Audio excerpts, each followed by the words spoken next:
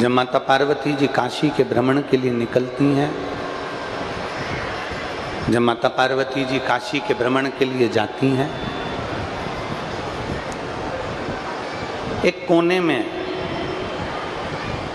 एक दीवार से टिका हुआ एक बुजुर्ग बैठा हुआ।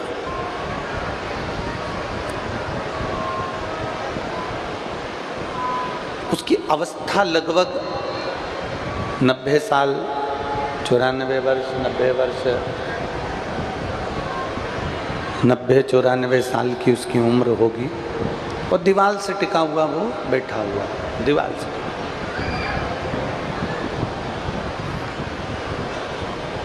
अब पार्वती जी की दृष्टि, पार्वती जी की निगाह, पार्वती जी के नेत्र उस बुजुर्ग पर पड़ गए और पार्वती जी के नेत्र जब उस बुजुर्ग पर पड़े तो माता पार्वती जी ने देवाधिदेव महादेव से कहा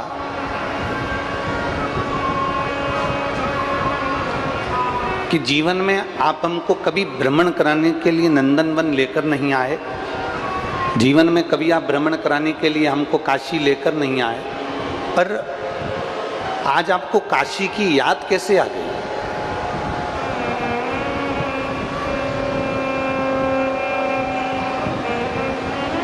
आज आपको काशी का स्मरण कैसे आ गया?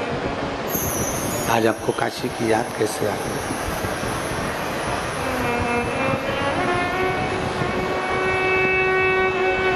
बुजुर्ग को देख रही माता पार्वती मैया, दीवार से टिका हुआ बैठा हुआ बुजुर्ग है, उसको देख रहे।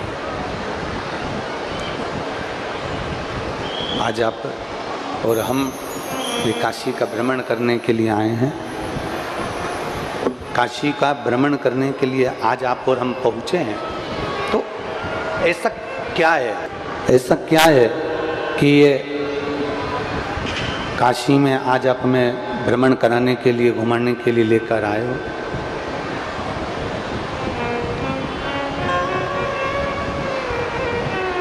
काशी में आप हमको लेकर पहुँचे हो।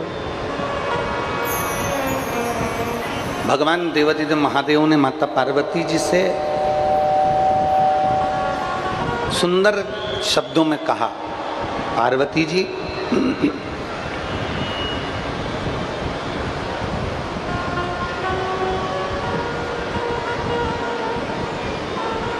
सत्य मायने में काशी में हम भ्रमण के लिए नहीं आ रहे थे। काशी तो हमारा निवास है,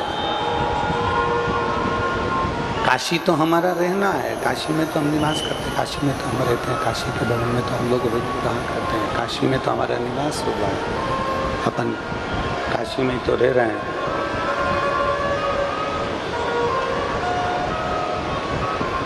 पार्वती जी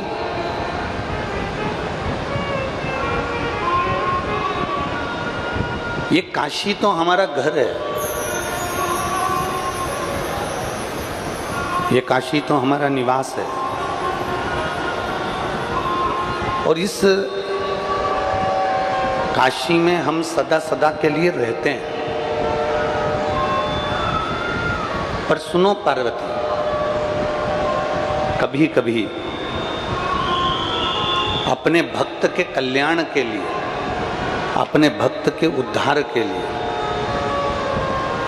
हमें काशी से भी निकलना पड़ता है, उज्जैनी से भी निकलना पड़ता है, सोमनाथ से भी निकलना पड़ता है, हमें केदारनाथ से भी निकलना पड़ता है, हमें अपना कैलाश पर्वत छोड़कर संपूर्ण विश्व के कल्याण हेतु उनके दरवाजे तक पहुंचना होता है। पार्वती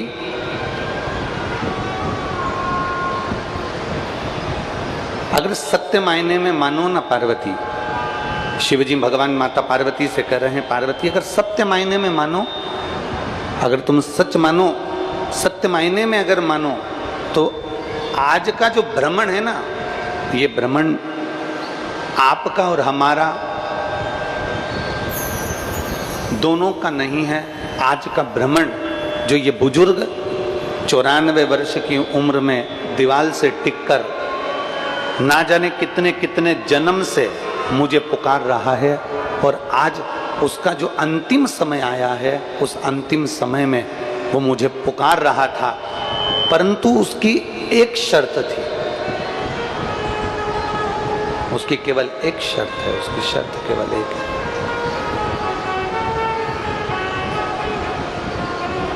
अभी तक उसने जो पुकारा, उस पुकारने में केवल मुझे पुकारा, मेरा नाम स्मरण करके पुकारा और मुझे पुकारता रहा, मुझे बुलाता रहा। पर आज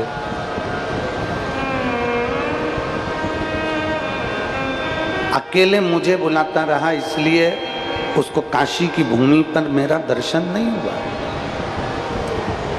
पुकारते पुकारते उसके चित्त में जब महापार्वती जी का स्मरण आ गया, पुकारते पुकारते उसकी चित्तवृत्ति में जब माता पार्वती जी का स्मरण आ गया, पार्वती जी का नाम आ गया, और उसने पार्वती और शिव, उमा और महेश, शंकर और पार्वती, इन दोनों को आमंत्रित करा।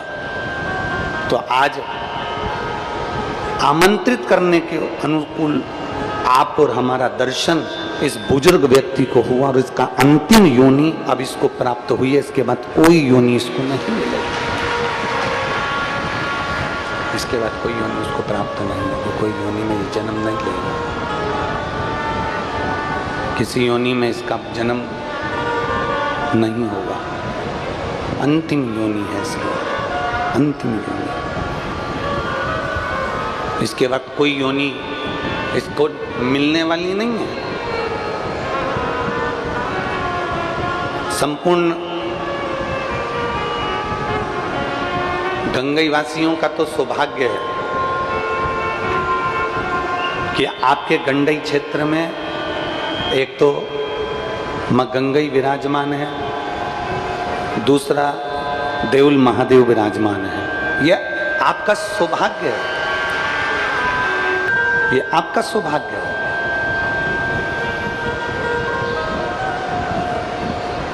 शिव महापुराण की कथा कहती है, भगवान देवादिदेव महादेव का चरित्र कहता है, उमा महेश का चरित्र कहता है, उमा महेश की पवित्र कथा वर्णन करती है। उमा महेश का पवित्र चरित्र कह रहा है, उमा महेश शिव महापुराण वर्णन कर रही है।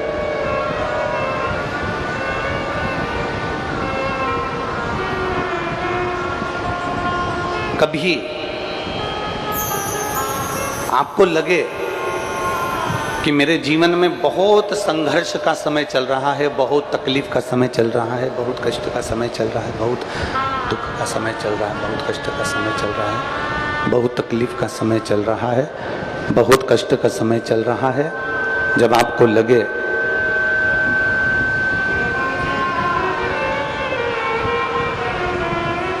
जब आपको महसूस होने लगे कि बहुत कष्ट का समय है, बहुत तकलीफ का समय है, बहुत कष्टप्रद समय चल रहा है, शिव महापुराण की कथा कहती है, 2 बेलपत्र,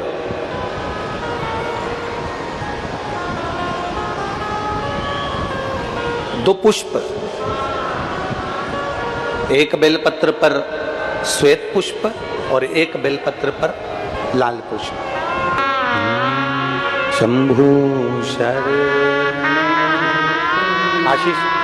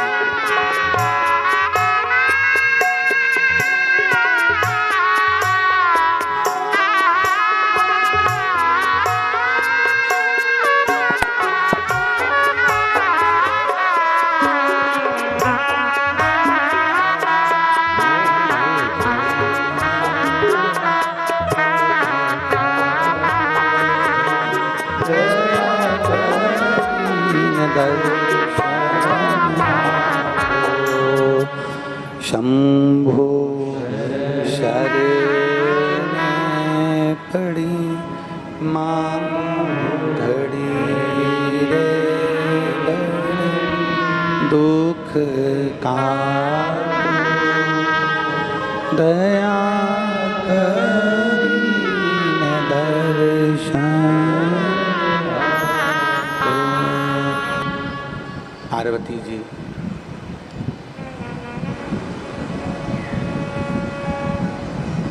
जिस समय दुख की घड़ी चल रही हो, तकलीफ की घड़ी चल रही हो, कष्ट की घड़ी चल रही हो, बहुत तकलीफ हो जीवन में चल रही हो,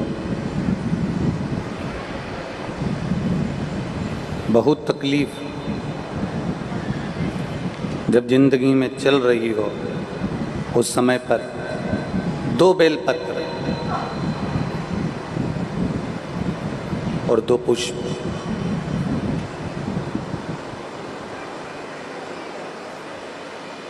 दो बेलपत्र और 2 पुष्प, एक पुष्प लाल लेना है, एक पुष्प लाल लेना है और एक पुष्प श्वेत लेना है।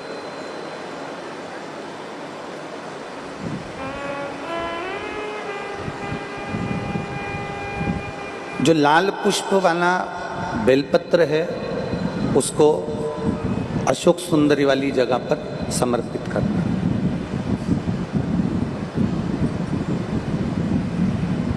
और श्वेत पुष्प वाला जो बेलपत्र है, सफेद पुष्प वाला जो बेलपत्र है, उसको भगवान शंकर का जो शिवलिंग है, भगवान शिव का जो शिवलिंग है उस पर समर्पित करना।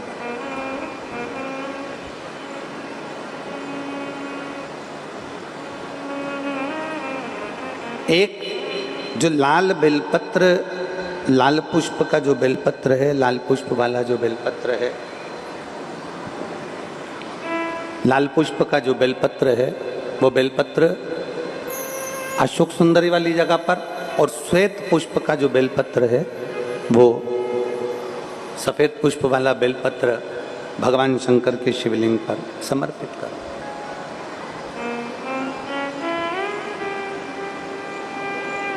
अपने दिल की कामना अपने मन से बाबा से प्रार्थना करो, अपने हृदय से भगवान शिव को कहो और दिल से देवादिदेव महादेव को कह कर आओ, दिल से, हृदय से।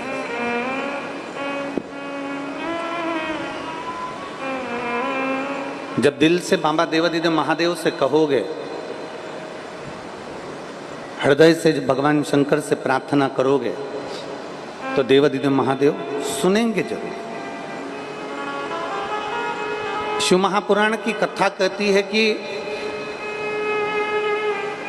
विषम परिस्थिति में, तकलीफ की घड़ी में, विषम परिस्थिति में, तकलीफ की घड़ी में, कष्ट की घड़ी में, विषम परिस्थिति में प्रयास करो कि हम शंकर और पार्वती, शिव और पार्वती को पुकारें। विषम परिस्थिति हम भगवान शंकर और पार्वती जी का स्मरण करें। विषम परिस्थिति में हम देवादिदेव महादेव और माता पार्वती का स्मरण करें। कई लोग कहते हैं कि गुरुजी हम शिव जी को जल चढ़ाते हैं और देवादिदेव महादेव को जल चढ़ाते हैं, तो क्या पार्वती जी को भी जल चढ़ाने जाना पड़ेगा? पार्वती जी को भी जल चढ़ाने के लिए जाना है।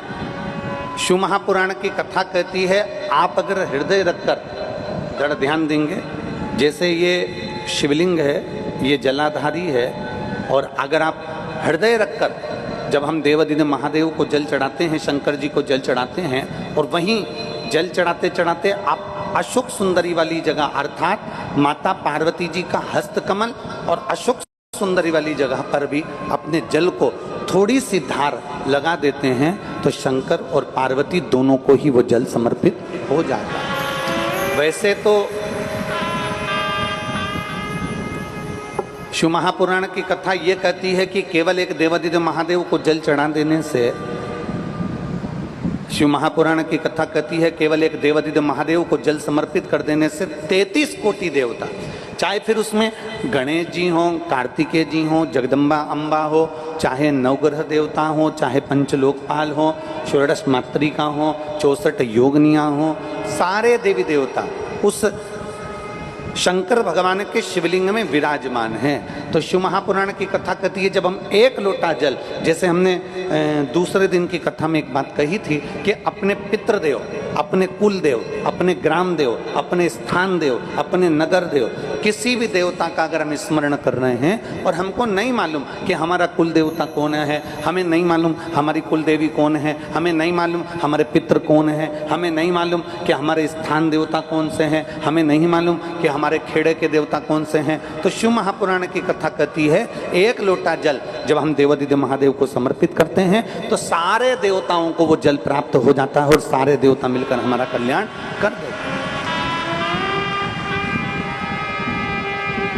और मैंने तेरे ही भरोसे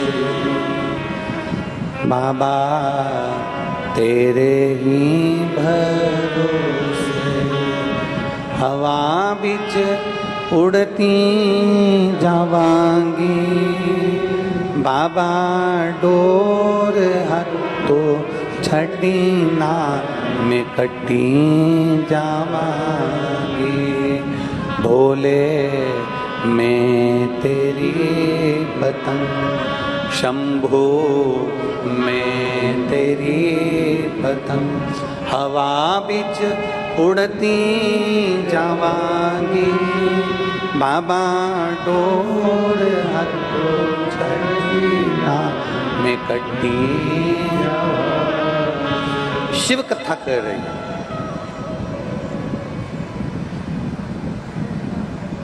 भगवान देवादिदेव महादेव का चरित्र कह रहा है।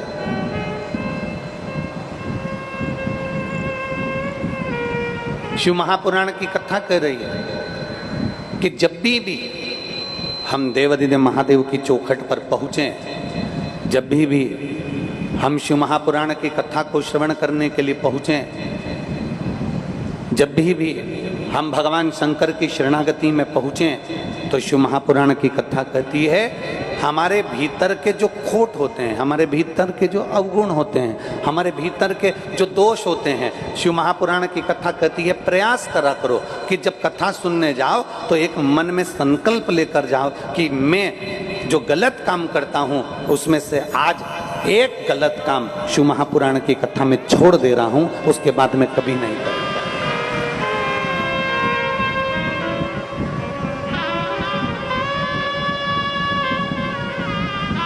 मैं मदिरा का पान करता हूं, आज मैं शिव महापुराण की कथा में से ये संकल्प लेकर जाता हूं कि आज के बाद मैं मदिरा का पान नहीं करूंगा। मैं सिगरेट पीता हूं, बीड़ी पीता हूं, आज मैं शिव महापुराण में से ये संकल्प लेकर जाऊंगा कि मैं सिगरेट बीड़ी नहीं पीऊंगा। आज मैं संकल्प लेकर जाऊंगा कि मैं गुटखा नहीं खाऊंगा। आज मैं संकल्प लेकर जाऊंगा कि मैं जुआ नहीं खेलूंगा। आज मैं संकल्प लेकर जाऊंगा कि मैं कभी किसी का दिल न दुखाऊंगा। अपने भीतर एक गुण धारण करो और अपने भीतर का एक अवगुण शिव महापुराण की कथा में छोड़कर चले जाओ कि मैं ये अवगुण अपने भीतर का छोड़कर जा रहा हूं भगवान की कथा को श्रवण करने के लिए।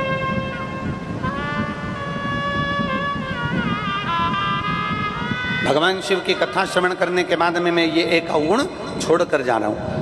अपने भीतर मैं भगवान का विरल भक्ति को धारण करूंगा। मैं भगवान शिव की विरल भक्ति को अपने भीतर उतार। एक पत्र है, उस पत्र में एक बहन ने लिखा,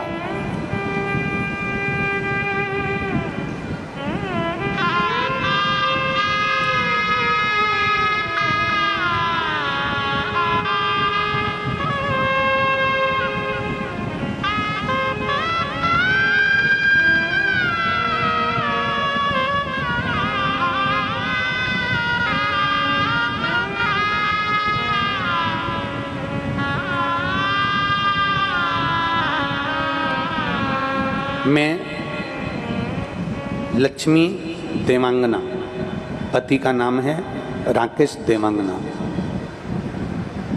लक्ष्मी देवांगना, राकेश देवांगना, कहीं बैठी हो तो हाथ हिला सकती हैं।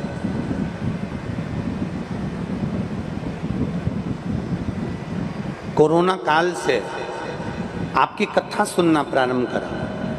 मेरे पति नशा बहुत करते थे, घर में भी क्लेश होता था, मोहल्ले के लोग भी कहने आते थे।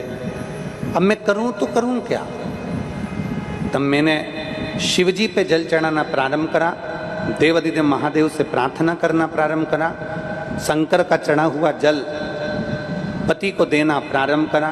आज मैं बाबा को धन्यवाद देने के लिए आई हूं कि मेरे पति ने नशे को छोड़ना प्रारंभ कर दिया और नशा कम कर दिया।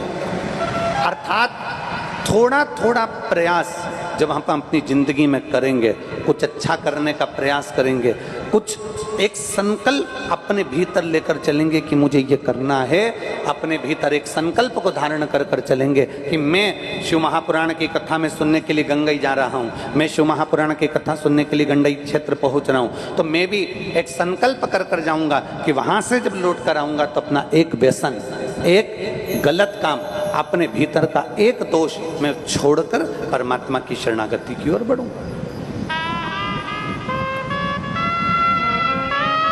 एक अवगुण छोड़ जा।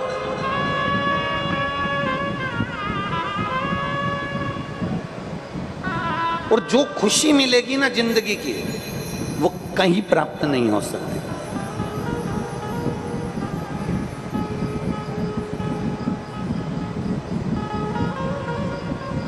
एक माता जी ने पूछा, गुरुजी हमारे को खुश रहना है तो हम कौन सा प्रयोग करें? मान लो हमें खुश रहना है तो हम कौन सा प्रयोग करें? तो हमने कहा अगर जिंदगी की सबसे बड़ी खुशी चाहिए तो प्रयास करो, मौन रहो। जितना मौन रहोगे उतने खुश रहोगे।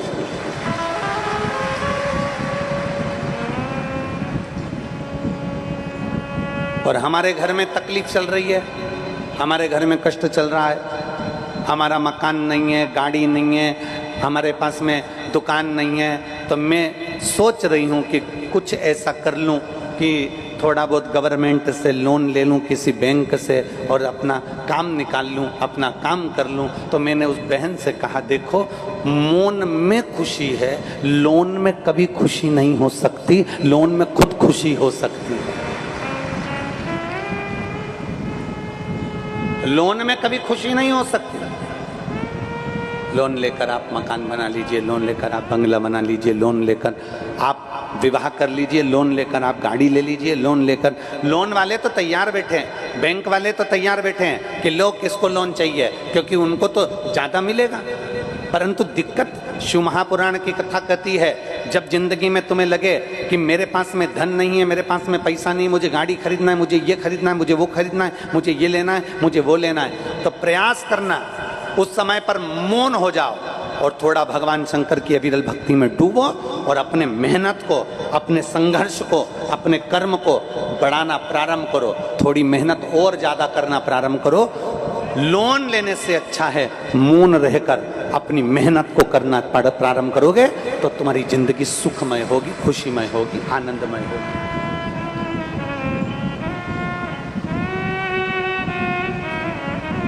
प्रसन्न रहने के लिए, आनंद में रहने के लिए, खुश रहने के लिए मौनता का जरूरी है, मौन रहना जरूरी है खुश रहने के लिए।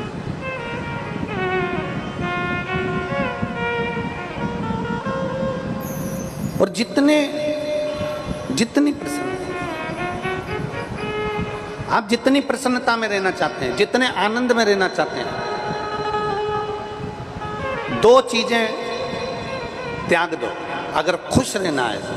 एक, हमें लोन नहीं लेना, और दूसरा, हम भले अचार रोटी खा लें, नमक रोटी खा लें, पर किसी का कर्जा नहीं लेना।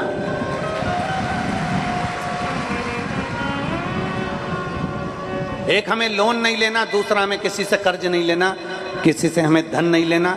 भले हम रूखी रोटी खा लें, अचार रोटी खा लें, सादी रोटी खा लें, पर हम किसी से उधार नहीं लेंगे, हम किसी से पैसा नहीं लेंगे, हम कर्जे में दबेंगे नहीं। हम भगवान के ऊपर भरोसा करेंगे, अपनी मेहनत को और बढ़ाएंगे, अपने संघर्ष को और बढ़ाएंगे, अपने कर्म को और बढ़ाएंगे, पर किसी से हम उधार नहीं लेंगे। क्यों? शिव महापुराण की कथा कहती है, अगर शिव पुराण तो यहाँ तक कहती है, हमने पहले भी एक दो बार कथा में कहा, आप लोगों के स्मरण में है कि नहीं वो हमें नहीं मालूम, हमने पहले भी कथा में कहा कि कभी शंकर जी की कथा में जाओ, कभी तुम भगवान के मंदिर में जाओ, कभी तुम शंकर जी के मंदिर में जाओ, तुम्हारे जेब में पैसा नहीं है, तुम्हारे पर्स में पैसा नहीं है, तुम्हारे पास में धन नहीं है, पड़ोसन से मांग कर शंकर जी के मंदिर में 1 रुपया भी मत चढ़ाना। शिव महापुराण की कथा कहती है, पड़ोसन से मांग कर आरती में 1 रुपया भी मत चढ़ाना, पड़ोसन से मांग कर 1 रुपया भी तुम बिठले सेवा समिति को जमा मत करना, 1 रुपया भी तुम दान मत करना, पड़ोसन से मांग कर तुम अठन्नी भी किसी को मत देना, शंकर के मंदिर में मत देना। शिव महापुराण की कथा कहती है, हम भगवान के मंदिर में, हम भगवान की कथा में जब दूसरे से मांगते हैं और दान करते हैं तो भगवान को बुरा लगता है कि तेरा पिता यहाँ बैठा है और तू जगत के आगे हाथ फैलाता फिर रहा।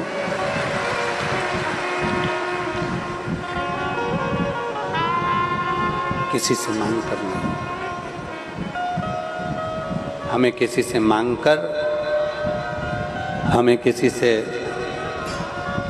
उधार लेकर मांग कर दान नहीं करना, हमें किसी से पैसा लेकर आरती में नहीं चढ़ाना, बल्कि भगवान देवाधिदेव महादेव से यह कहना, बाबा ऐसी कृपा कर मेरे भोले भंडारी कि मेरी झोली में इतना धन देना कि एक बार मैं भी शिव महापुराण की कथा करवा सकूं, ऐसी कृपा कर। वैसे तो नगर में, गांव में, क्षेत्र में, खेड़े में, शहर में जो शिव महापुराण की कथा होती है, एक व्यक्ति नहीं करवाता, भले नाम लिख दिया जाए कि अग्रवाल जी ने कराई, गोयल जी ने कराई, साहू जी ने कराई, या बघेल जी ने कराई, या इसने कराई या उसने कराई, भले नाम लिख दिया जाता है, पर शिव महापुराण की कथा कहती है, कथा में जितने लोग कथा श्रवण करने के लिए आते हैं, जितने लोग इस कथा के पंडाल में पहुंचते हैं, जितने लोग आस्था चैनल पर कथा सुनते हैं, जितने लोग फेसबुक पर कथा सुनते हैं, जितने लोग यूट्यूब पर कथा सुनते हैं, शिव महापुराण की कथा कहती है, जितने लोग श्रवण करते हैं, कथा सबकी कहलाती है, कथा एक की नहीं कहलाती है, सबकी है।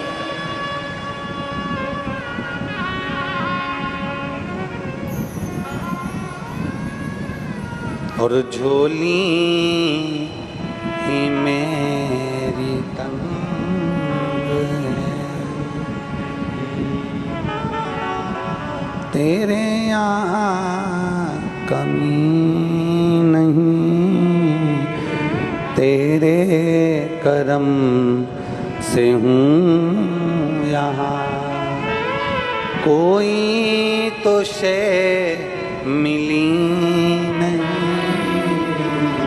झोली ही मेरी तंग है, तेरे यहाँ कमी नहीं।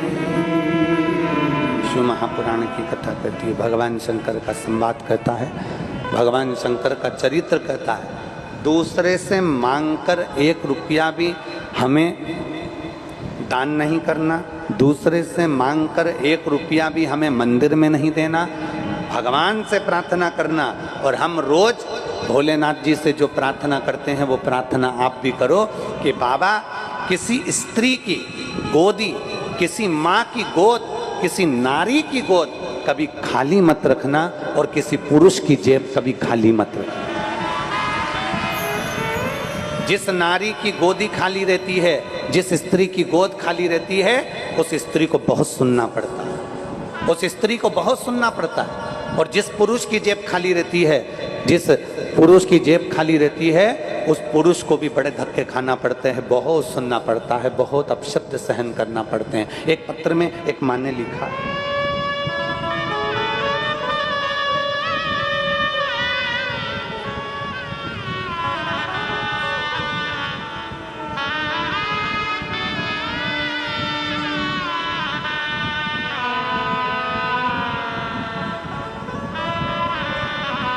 देवकी देवदास, ग्राम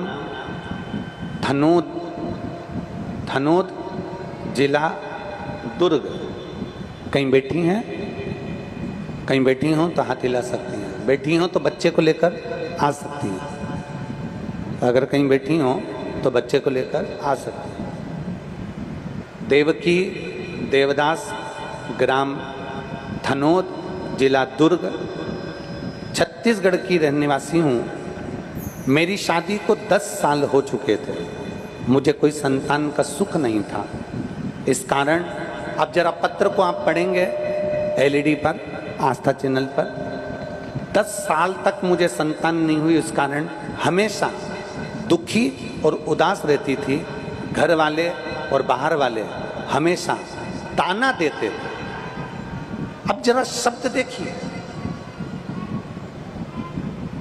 अभी हमने कथा में क्या कहा कि भगवान से प्रार्थना करना कि किसी स्त्री की, किसी महिला की, किसी माँ की गोद खाली ना रहे। क्योंकि अगर वो गोद खाली रहती है, अगर वो माँ की गोदी खाली रह जाती है तो दुनिया के लोग सबसे ज़्यादा ताना स्त्री को देते हैं, सबसे ज़्यादा ताना नारी को देते हैं।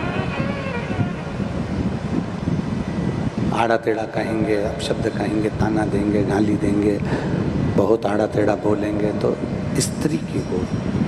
और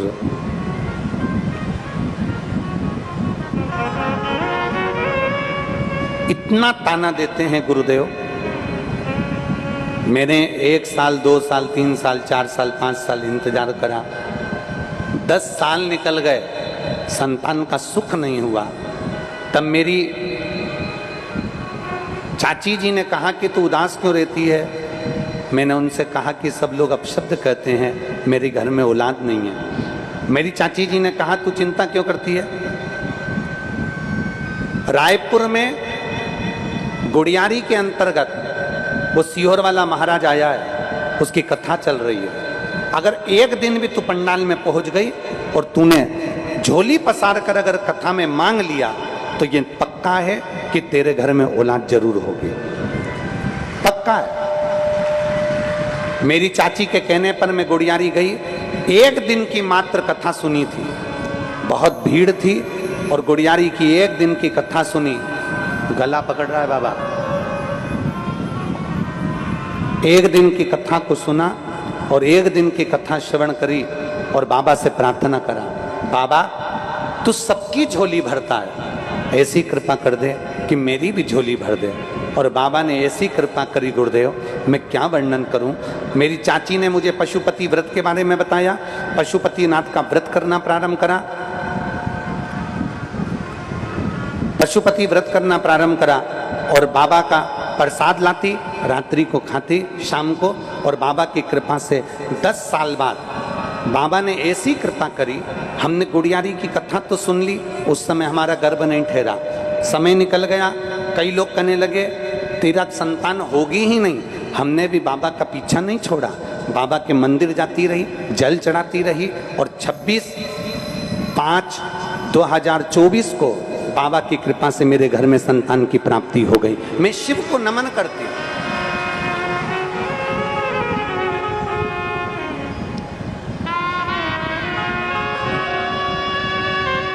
बच्चे का फोटो लगाया है, आप लोग दर्शन कर सकते हैं। शिव तत्व की प्राप्ति, शंकर ओघड़ी की प्राप्ति, एक विश्वास, एक भरोसा, एक दृढ़ता जब हमारे भीतर एकत्रित होता है, जब एक भरोसा हमारे भीतर आता है, एक दृढ़ता हमारे भीतर आती है, एक विश्वास हमारे भीतर आता है, तो परमात्मा मिलता जरूर। थोड़ा समय लग सकता है, शिव महापुराण की कथा कह रही है थोड़ा समय लग सकता है, पर मिलेगा जो, आएगा जो, हमारा दुख काटेगा जो। कर्जा मत लो,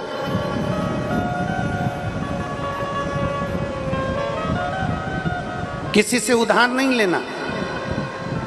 शिव महापुराण की कथा कहती है उधार लेकर हमें भगवान शंकर का भजन नहीं करना, उधार लेकर हमें आरती में पैसा नहीं चढ़ाना, उधार लेकर हमें भगवान शंकर के मंदिर में दान नहीं करना। शिव जी से प्रार्थना करना, भगवान शंकर से कहना कि तू ऐसी कृपा कर दे, तू ऐसी दया कर दे, तू ऐसी करुणा कर दे, तू ऐसी कृपा कर दे कि मेरी झोली तो खुशियों से भर दे, तो मैं भी जिंदगी में एक बार शिव महापुराण की कथा करवाऊं, ऐसी कृपा तू। और तेरी दया बिना न हिले एक भी अणु, लेते श्वास तेरी कृपा से तनु। हे गंगाधार मुक्ति द्वार ओंकार तू, भोले ओंकार तू। आयो शरण तिहार शंभु तार तार तू। बखान क्या करूं मैं राखों के ढेर का, चपटी भभूत में है खजाना कुबेर का। हे गंगाधार मुक्ति द्वार ओंकार भोले ओंकार। आयो शरण तिहार शंभु तार तार। शिव महापुराण की कथा कहती है खुश रहने के लिए मौन जरूरी है, खुश रहने के लिए लोन जरूरी नहीं है। लोन लोगे तो खुशी नहीं आने वाली, बल्कि टेंशन ही टेंशन जिंदगी में आएगा। इसलिए प्रयास करना, दूसरे को देखकर अपना जीवन मत जियो कि उसके घर में गाड़ी है तो हमारे घर में आना चाहिए, उसके घर बंगला है तो हमारे घर में आना चाहिए, उसके घर में ये चीज़ है तो हमारे घर में आना चाहिए, उसके घर में ये भरा पड़ा है तो हमारे घर में आना चाहिए। प्रयास करो जैसा मेरे देवादिदेव महादेव ने जो जीवन दिया है, प्रयास करो जैसा मेरे शंकर भगवान ने अपनी जिंदगी को बनाया है, उससे सुंदर कोई जीवन नहीं हो सकता, उससे सुंदर कोई आनंद नहीं हो सकता। जाई विधि राखे राम ताई विधि, जैसा मेरा भोलेनाथ जी रखे, जिस भाव से मेरा शंकर रखे उस भाव से, जैसे शिव रखे।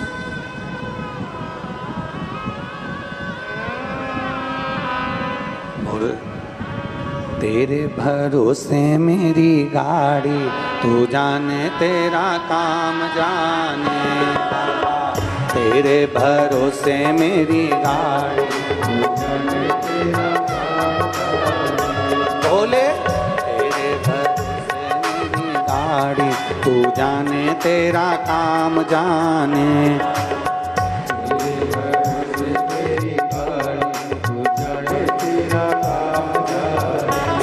तू जाने तेरा काम जाने, तू जाने तेरा काम जाने, तू जाने तेरा। दोनों हाथों से ताली से बजाते हुए।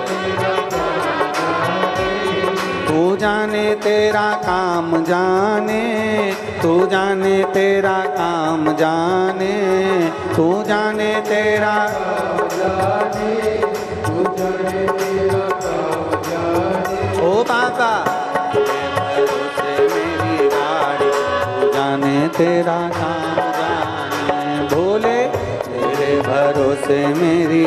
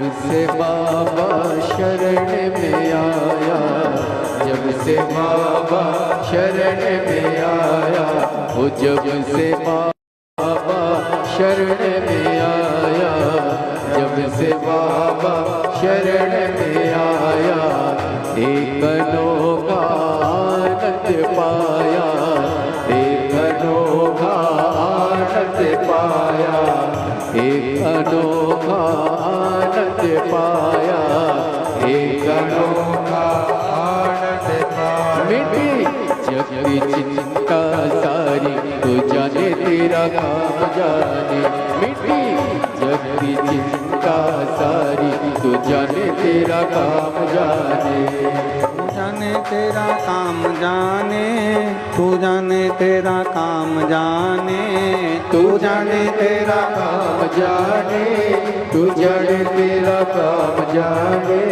तू जाने तेरा काम जाने, तू जाने तेरा काम जाने, तू जाने तेरा काम जाने, तू जाने तेरा काम जाने। ओ बाबा तेरे भरोसे मेरी गाड़ी, तू जाने तेरा काम जाने, बाबा तेरे भरोसे मेरी गाड़ी, तू जाने तेरा काम जाने।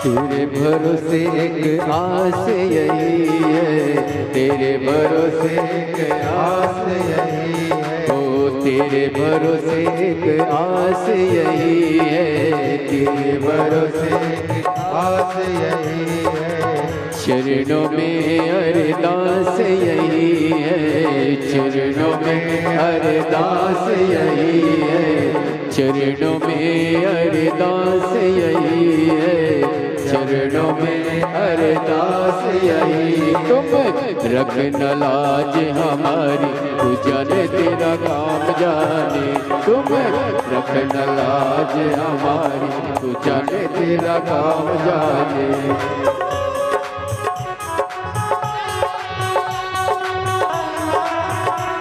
तू जाने तेरा काम जाने, तू जाने तेरा काम जाने, तू जाने तेरा काम जाने, तू जाने तेरा काम जाने, तू जाने तेरा काम जाने, तू जाने तेरा काम जाने। ओ बाबा तेरे भरोसे मेरी गाड़ी, तू जाने तेरा काम जाने, भोले तेरे भरोसे मेरी गाड़ी तू जाने तेरा काम जाने। ओ शंभू तेरे भरोसे मेरी गाड़ी तू जाने तेरा काम जाने। बाबा तेरे भरोसे मेरी गाड़ी तू जाने तेरा काम जाने। ओ भोले तेरे भरोसे मेरी गाड़ी तू जाने तेरा काम जाने। तेरे भरोसे मेरी गाड़ी तू जाने तेरा काम जाने। तू जाने तेरा काम जाने। तू जाने तेरा काम जाने। तू जाने तेरा काम जाने। तू जाने तेरा काम जाने। अपने स्थान पर बैठकर भगवान शिव जी से अपने मन की बात बड़े भाव के साथ दिल से देवादिदेव महादेव से प्रार्थना करिए। बाबा को विनय करिए दिल से भगवान शिव से अपने मन की बात। पानी आ रहा है तो कीचड़ में बैठना मत, जहाँ छाँव हो वहाँ जाकर बैठ जाओ। जो लोग पानी में हों वो खड़े खड़े बाबा से प्रार्थना करें। जो लोग सूखे में बैठे हैं वो बाबा से निवेदन करें।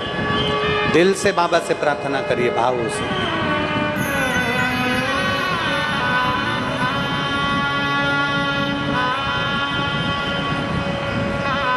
श्री शिवाय नमस्तुभ्यं।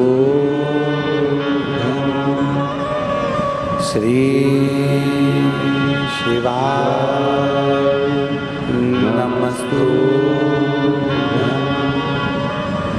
श्री शिवाय नमस्तुभ्यं। श्री शिवाय नमस्तुभ्यं। श्री शिवाय नमस्तुभ्यं। भोला सब दुख काटो ओ भोला सब दुख काटो। शिव शंकर जपो तेरी माला। भोले बाबा जपो तेरी माला। भोला सब दुख काटो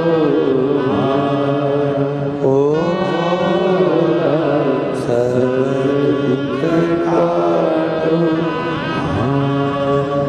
वेश मंगलकारी।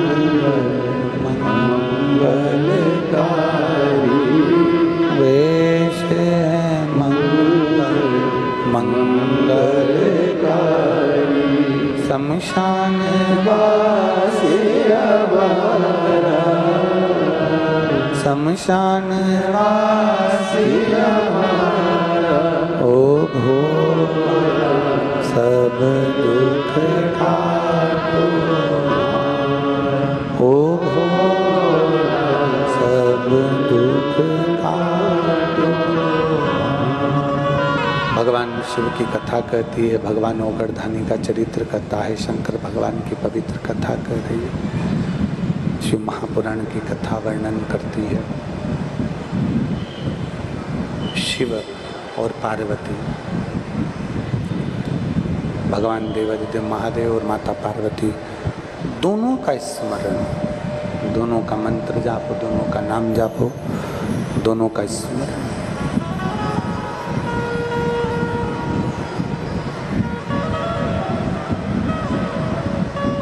शिव कथा में जाएं,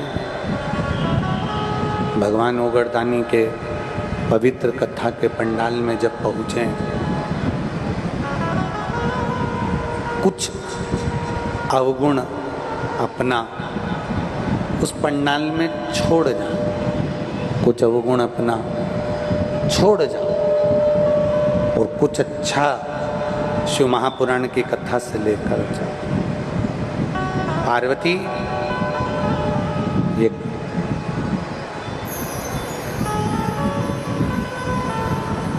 आज काशी में जो आप और हम भ्रमण कर रहे हैं, काशी में जो आप और हम घूम रहे हैं, काशी की पवित्र भूमि पर जो हम भ्रमण कर रहे हैं, ये जो एक बुजुर्ग बैठा हुआ है जिसकी उम्र 90 से 94 वर्ष है, आज आपका और हमारा काशी में भ्रमण करना इस बुजुर्ग के लिए हुआ।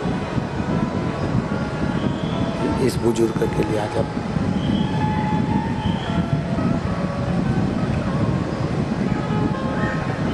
ध्यान देंगे।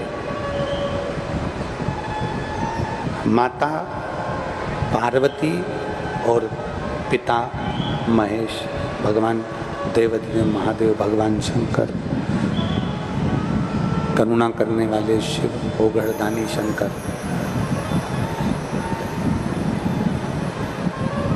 लोग कहते हैं कि केवल प्रदोष के दिन भगवान शिव भ्रमण के लिए जाते हैं। लोग कहते हैं कि सोमवार की अष्टमी के दिन भगवान शंकर भ्रमण पर जाते हैं। लोग कहते हैं कि भगवान शिव शिवरात्रि के दिन भ्रमण पर जाते हैं। शिव महापुराण की कथा कहती है, जल चढ़ाने वाले शिव भक्त के लिए, शंकर के मंदिर में एक लोटा जल चढ़ाने वाले शिव भक्त के लिए देवाधिदेव महादेव प्रतिदिन भ्रमण करने के लिए आते हैं। प्रतिदिन मंदिर छोड़कर उसके द्वार तक पहुंचते हैं। बोल बम का नारा है। प्रतिदिन मेरे देवाधिदेव महादेव अपने भक्त के उद्धार के लिए रोज पहुंचते हैं। प्रतिदिन, ऐसा कोई दिन नहीं जाता जिस दिन मेरा महादेव आपके दरवाजे पर नहीं आता। बस अंतर इतना है कि उसको पहचानने के लिए नेत्र चाहिए।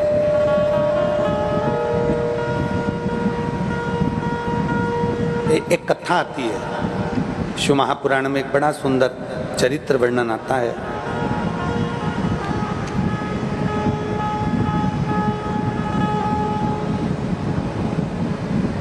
एक विरथ नाम के बड़े प्रसिद्ध राजा हुए।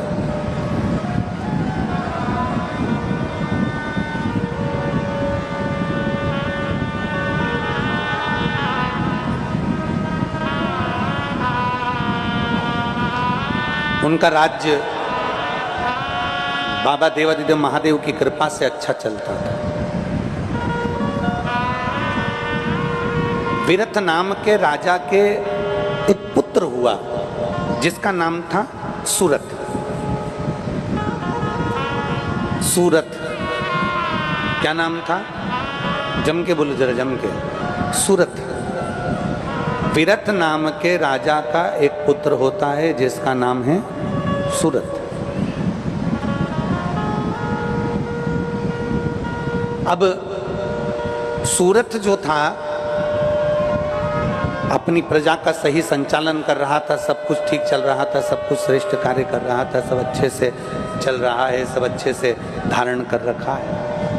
पर सूरत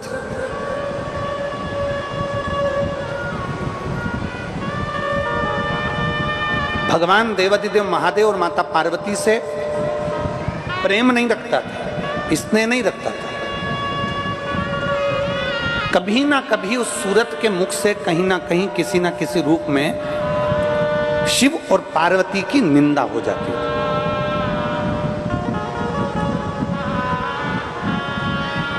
शिव महापुराण की कथा कहती है,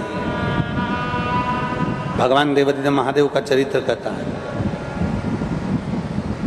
बन सके तो भगवान शंकर की कथा का रसपान करिए, बन सके शिव जी के मंदिर में एक लोटा जल समर्पित करिए। शिव महापुराण की कथा कहती है, पर जिंदगी में एक बात पल्लू में गांठ बांध कर रख लो कि अगर कहीं शंकर की निंदा हो रही हो तो या तो वहां जवाब दे दो। अगर तुम्हें बन सकता है कि कोई शिव की निंदा कर रहा हो, शिव पुराण की निंदा कर रहा हो, शंकर की निंदा कर रहा हो, शिव भक्त की निंदा कर रहा हो, बन सके तो उसको जवाब दो। जब आप नहीं दे सकते तो शिव महापुराण की कथा कहती है उस निंदा वाली जगह से उठकर चले जाओ, तो उससे बढ़कर कोई पुण्य नहीं है।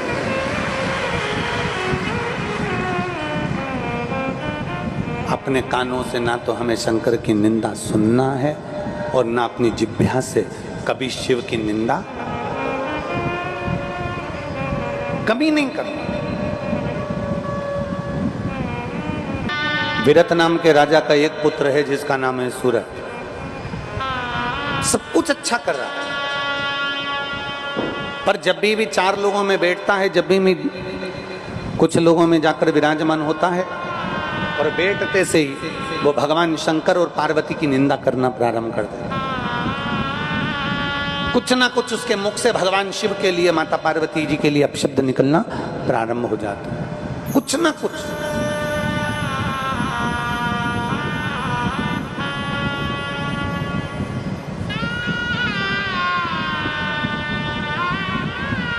शिव जी का तो कभी कभी सम्मान कर भी देता है, पर माता पार्वती जी का सम्मान नहीं कर पाता वो, माता पार्वती जी का आदर नहीं कर पाता वो, माता पार्वती जी का सत्कार नहीं कर पाता वो।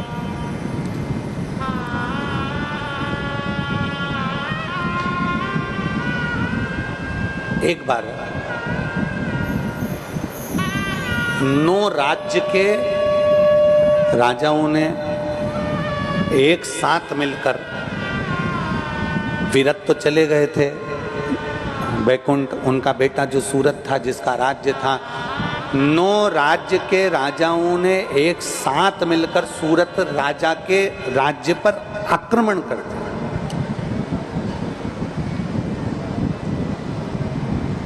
कितने राज्य के राजाओं ने? 9 राज्य। अब 9 राज्य के राजाओं ने जब सूरत पर आक्रमण किया, 9 राज्य के राजाओं ने जब सूरत के राज्य पर आक्रमण किया, सूरत लड़ा, युद्ध किया, हार गया, दूसरी जगह चले गया। वहां उसने अपने मंत्रियों के साथ में, अपने सैनिकों के साथ में दूसरा राज्य स्थापित कर लिया। अब दूसरा राज्य स्थापित कर रहने लगा। पहले राज्य को 9 राज्य के राजाओं ने इसलिए आक्रमण कर जीत लिया क्योंकि ये शिव और पार्वती की निंदा में लगा रहता है। अब दूसरा राज्य का निर्माण करा, दूसरे राज्य का निर्माण करता है और दूसरा राज्य निर्माण कर वहां पर भी यही काम कर रहा है, वहां पर भी निंदा कर रहा है।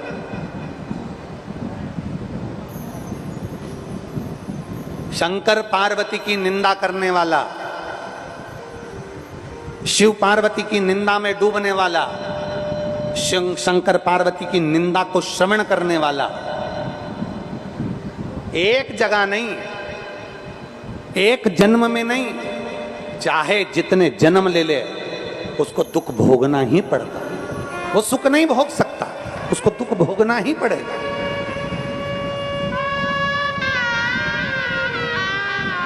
विरत राजा का बेटा सूरत ने एक राज्य पूरा चले गया, एक राज्य पूरा समाप्त हो गया। एक राज्य पूरा के पूरा जब चले गया, एक राज्य जब पूरा के पूरा समाप्त हो गया, तब दूसरे राज्य का निर्माण करा।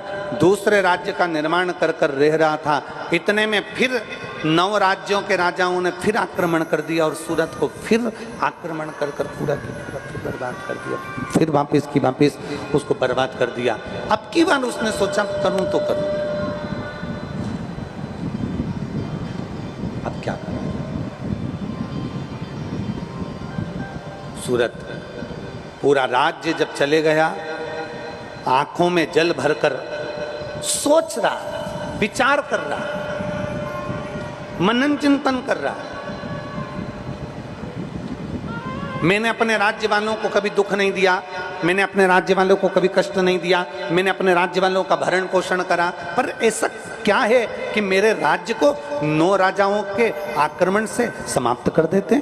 मेरा एक राज्य चले गया, दूसरा राज्य का निर्माण करा, दूसरा राज्य चले गया। अब मैं करूं क्या? मैं किससे पूछूं? मैं किसके दरवाजे पर जाऊं? मैं किससे कहूं कि मेरा राज्य पूरा की पूरा चले गया? सूरत राजा घोड़े पर सवार हुआ और जंगल की ओर निकल गया,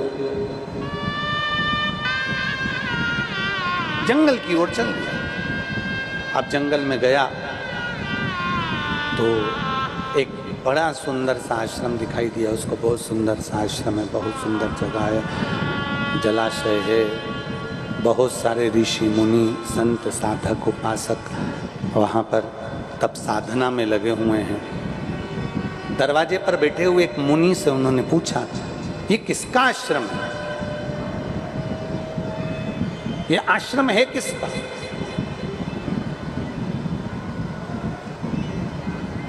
मुनि बोले, ये मुनि मेधा का आश्रम है।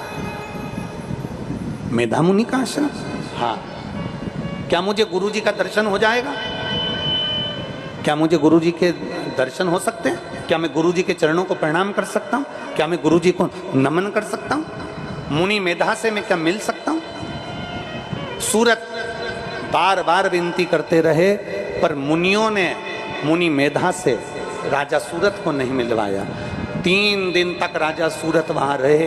3 दिन रहते रहते रहते रहते एक दिन क्या हुआ, एक कोई वैश्य, एक कोई बनिया उस मुनि मेधा के आश्रम में आ गया।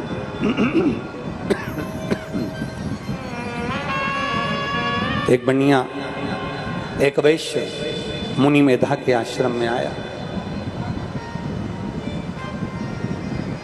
और मुनि मेधा के आश्रम में एक बनिया एक वैश्य जैसी आया। राजा सूरत ने पूछा, तुम कौन हो? वो वैश्य कहता है, वो बनिया कहता है कि मैं वैश्य हूं, मैं बनिया हूं, व्यापारी हूं। यहां कैसे आना हुआ? यहां क्यों आए हो? मैं मुनि मेधा के पास में केवल एक प्रश्न करने के लिए आया हूं। बनिया बोलता है, वैश्य कहता है, मुझे केवल एक प्रश्न मुनि मेधा से करना है। क्या प्रश्न करना है? मुझे मुनि मेधा से ये पूछना है कि मैंने जिंदगी भर कमाया, जिंदगी भर जोड़ा, मेरे बच्चों के लिए, परिवार के लिए, कुटुंब के लिए, कबीले के लिए, रिश्तेदारों के लिए, नातेदारों के लिए, सबके लिए मैंने कमाया। आखिरी में जब मेरे पास में धन बढ़ता चले गया, संपदा बढ़ती चली गई, सत्ता और वैभव बढ़ते चले गया, तो मेरे परिवार वालों ने मुझे धक्का देकर निकाल दिया और पूरे धन पर स्वयं कब्जा कर कर बैठ गए। मैं मुनि मेधा से पूछने आया हूं कि मैंने ऐसा कौन सा पाप किया, मैंने ऐसा कौन सा कर्म कर दिया, मैंने ऐसा कौन सा कृत्य कर दिया, मैंने ऐसा करा क्या जो मेरा पूरा की पूरा धन, वैभव, सत्ता, मेरी पत्नी, मेरे बच्चे, मेरा कुटुंब, मेरी बहुएं, मेरे बेटे पोते, सबने मुझे धक्के मारकर निकाल दिया। और मैं मुनि मेधा से ये प्रश्न करने के लिए आया हूं कि मैंने कर्म कौन सा ऐसा किया।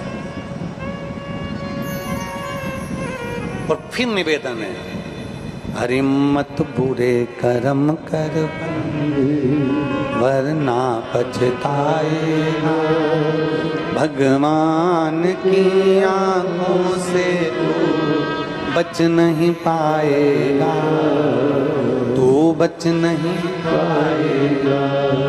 अरे ओ अज्ञानी मत करना दानी, तेरे कर्म का फल भी तू ही पाएगा, जैसा किया तूने तेरे आगे आएगा।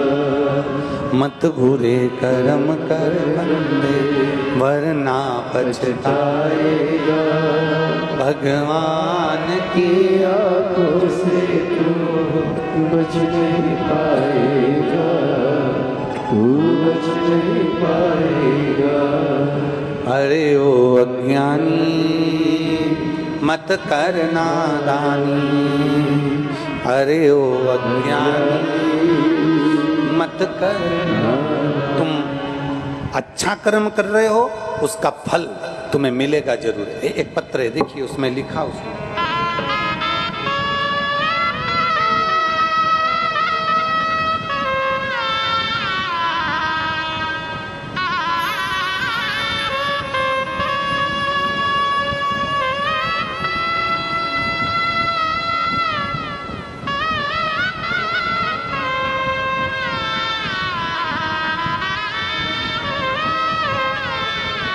मेरा नाम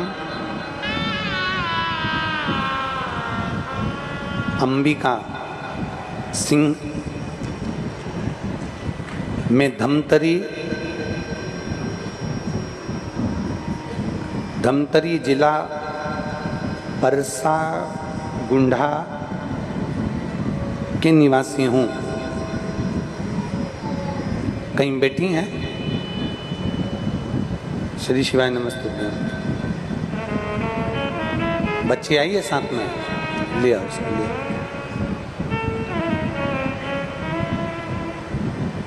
मेरा नाम अंबिका सिन्हा, मैं धमतरी जिला परसा गुंडा की निवासी हूँ।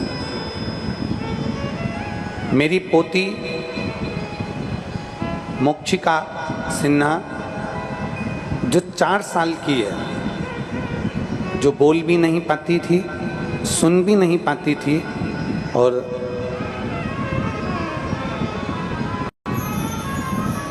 चलने का भी क्रम नहीं था। आपकी कथा 3 साल से डॉक्टरों का उसका इलाज चल रहा है, लेकिन कोई फर्क नहीं पड़ा था। जब 3 साल से डॉक्टर का इलाज चल रहा है जिसमें वो ना बोल पाती हैं ना सुन पाती हैं, उसको बीच बीच में मिर्गी के दौरे भी आए। अब हम करें तो करें क्या?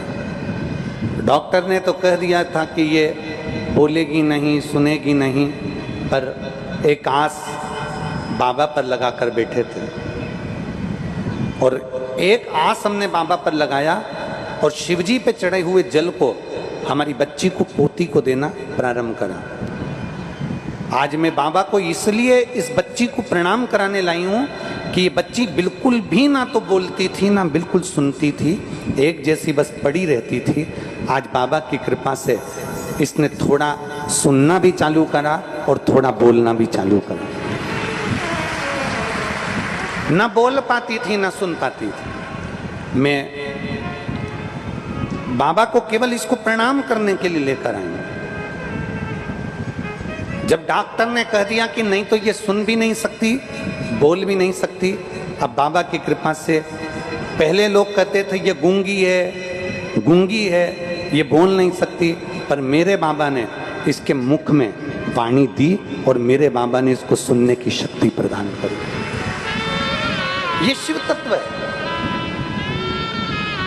एक भरोसा जब पूर्ण रूप से हम शंकर भगवान पर करते हैं, एक विश्वास जब पूर्ण रूप से हम शिव जी पर करते हैं, हमारा भरोसा, हमारा विश्वास जब दृढ़ होता है, प्रबल होता है, तो देवादिदेव महादेव का दर्शन जरूर होता है। दुनिया के लोग भले कहने, और निवेदन आप सबसे, कहे दुनिया के लोग कहते रहें शंकर पर जल चढ़ाने से क्या होगा, बेलपत्र खिलाने से क्या होगा, पर जिसने शिवजी पर चढ़े हुए जल का आचमन किया है, जिसने शंकर भगवान पर चढ़े हुए जल को पाया है, उसको मालूम है कि शंकर का चढ़ा हुआ जल साधारण नहीं, औषधि के तुल्य हो जाता है। औषधि के तुल्य।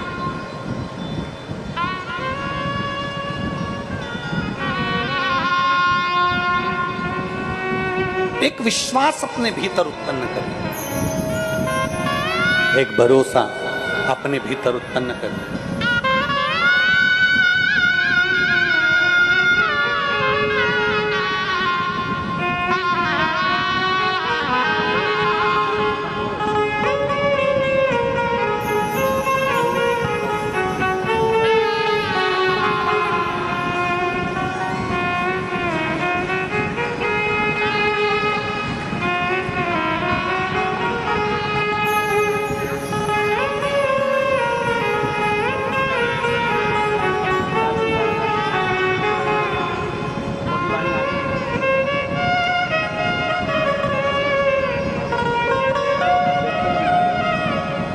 जी बोल रही हैं, पहले हर थोड़ी देर में झटके आ जाते थे, अब थोड़ा बोलना भी चालू करा है और मिर्गी के झटके भी अब बंद हो गए।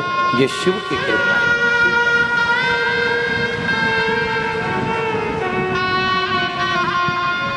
और रिश्ता तेरा मेरा सबसे प्यारा, रिश्ता तेरा मेरा सबसे प्यारा, तू मेरा बाबा मैं हूँ तेरा लाला, मैं हूँ तू मेरा बाबा मैं हूँ तेरा मैं हूँ तेरा। एक विश्वास के साथ, एक भरोसे के साथ जब हम शिव को रिझाते हैं, थोड़ा समय लग सकता है। इस माँ ने लिखा कि हमने इस पत्र में वो लिख रही है 3 साल लगातार, 3 वर्ष तक लगातार डॉक्टर को दिखाई और डॉक्टर ने एक ही बात कही, अब इसका मिर्गी का जो दौरा आ रहा है वो भी बंद नहीं होगा, सुनना भी नहीं आएगा और बोलना भी नहीं। पर बाबा ने उसको वाणी भी दी, श्रवण शक्ति भी दी और मिर्गी का दौरा भी उसका समाप्त हुआ। ये शिव पर करा हुआ भरोसा, एक दृढ़ भरोसे के साथ में, एक विश्वास के साथ में जब हम भगवान देवाधिदेव महादेव के पास जाते हैं, हमारा महादेव हमारी बात को स्वीकार कर। तुमसे कोई कहे कि शंकर सुनते हैं, तुम बिल्कुल छाती ठोक कर कह देना, अगर दिल से कहोगे तो भगवान जरूर सुनता है, जरूर।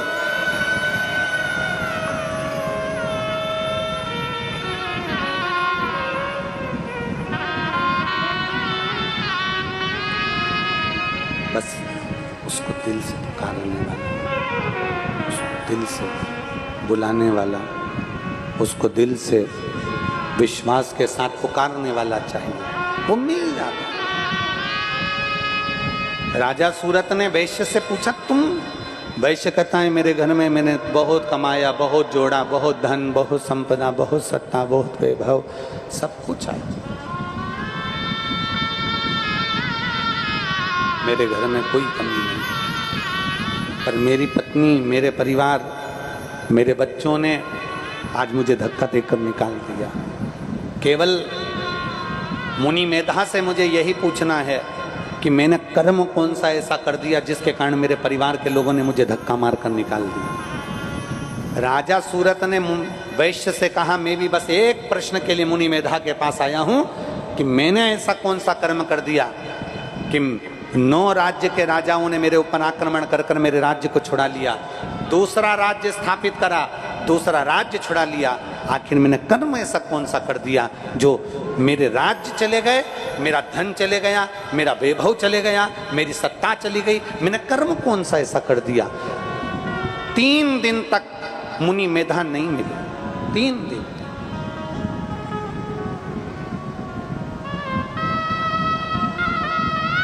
और जब 3 दिन तक मुनि मेधा, 3 दिन तक मुनि मेधा जब नहीं मिलते हैं, 3 दिन मुनि मेधा नहीं मिले, 4था दिन आ गया, मुनि मेधा जी के पास में किसी मुनि ने जाकर प्रार्थना कर दी, निवेदन कर दिया, गुरुदेव बाहर 2 भक्त आए हैं और दोनों दुखी हैं, 2 भक्त आए और दोनों दुखी हैं, दोनों के नेत्रों में जल है गुरुदेव।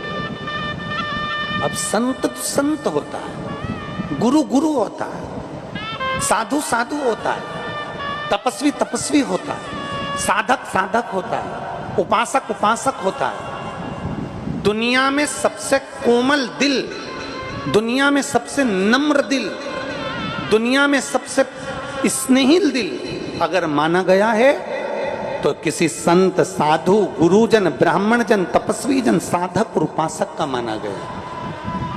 गुरु एक ऐसा होता है, गुस्सा कर भी देता है, क्रोध कर भी देता है। संत साधु सन्यासी तपस्वी साधक उपासक अगर क्रोध कर भी देते हैं तो संत साधु सन्यासी तपस्वी साधक उपासक का जो हृदय होता है इतना भगवान की भक्ति में डूबा डूबा इतना नर्म हो जाता है कि अगर गुस्सा कर भी देता है तो दूसरे क्षण में माफ कर भी देता है। वो संत, वो साधु, वो गुरुजन, वो तपस्वी, वो साधक, वो उपासक।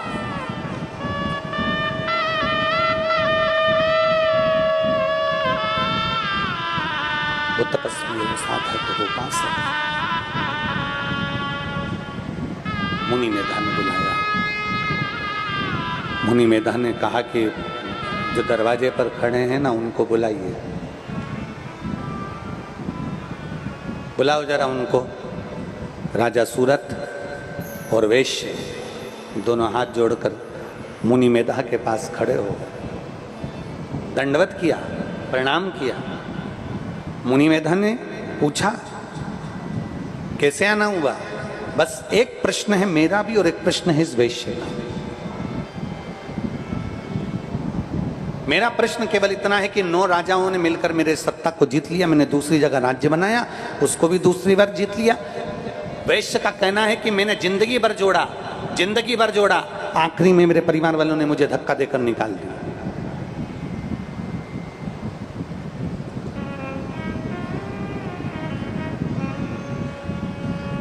मुनि मेधा की मंद मुस्कान उनके चेहरे पर आ गई और मुनि मेधा हंस दिए, मुस्कुराने लगे। वैश्य को क्रोध आ गया, बनिया को क्रोध आया।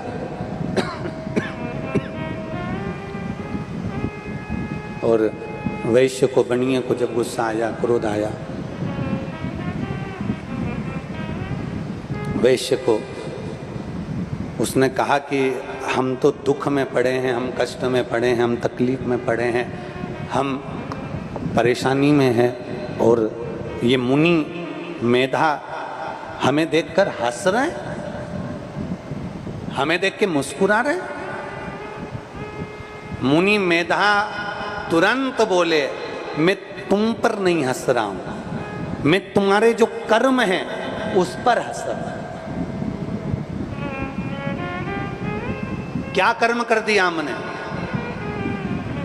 शिव महापुराण की कथा कहती है, मुनि मेधा, राजा सूरत, राजा बीरत और वैश्य की कथा कहती है। मुनि मेधा ने कहा, तुमने अपने राज्य का संचालन सही करा, तुमने अपने राज्य का निराकरण सही करा, तुमने अपने घर का भरण पोषण सही करा, तुमने अपने बच्चों का ध्यान सही रखा, पत्नी बच्चे सबको अच्छा बनाया, पर तुमने एक गलती करी। वैश्य, तू अपनी दुकान पर बैठता था, बनिए तू अपनी दुकान पर बैठता था और दुकान पर बैठकर जो ग्राहक आता था उससे शंकर की और पार्वती की निंदा करा करता था। और सुन राजा सूरत, तू तेरे राज्य को अच्छा चलाता था, तू तेरे राज्य का निर्माण अच्छा करता था, पर तू एक काम गलत करता था। तू जब 4 लोगों में बैठता था तब शंकर और पार्वती की निंदा किया करता था। तेरे पास कोई काम नहीं था, तेरा राज्य अच्छा था, तेरी सत्ता अच्छी थी, तेरा वैभव अच्छा था, तेरी दुकान अच्छी थी, तेरा व्यापार अच्छा था, तेरा परिवार अच्छा था, बस एक काम बुरा था कि तू शिव और पार्वती की निंदा करते थे। शंकर पार्वती की निंदा करने वाला कभी जिंदगी में सुख नहीं भोग सकता, उसको धक्के खाना ही पड़ता,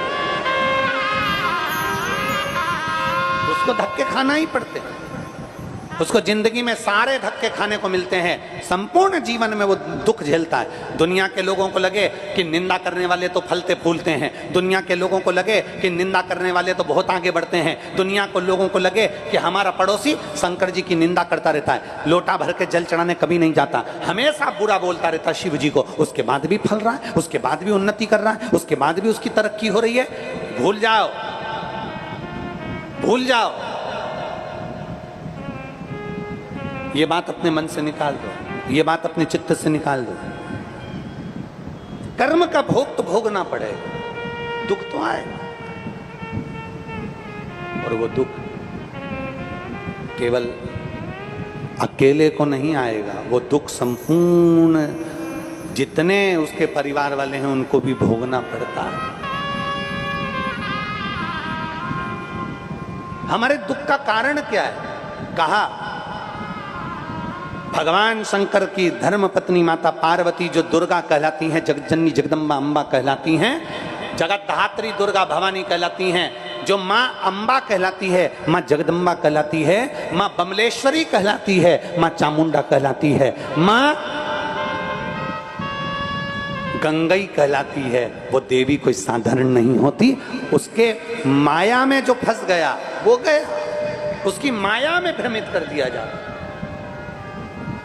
मुनि मेधा ने दोनों को एक चरित्र सुनाया। सुनो, मैं तुम्हें एक चरित्र सुनाता हूं। एक बार भगवान विष्णु सो रहे थे, विश्राम कर रहे थे, और उनके कान के मेल से तो असुर प्रकट हो गए, मधुकेटा।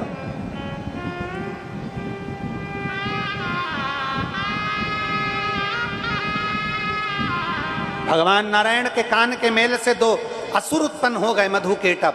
और दोनों असुर उत्पन्न होने के बाद में उन्होंने ब्रह्मा जी का तप किया, ब्रह्मा जी की साधना करी, ब्रह्मा जी से वर प्राप्त करे। ब्रह्मा जी से वर प्राप्त कर कर वो और ज्यादा उपद्रवी हो गए, बहुत उपद्रवी। देवी क्या करती है? पार्वती जी करती क्या है? जगदम्बा करती क्या है? मां अष्टधात्री दुर्गा भवानी करती क्या है?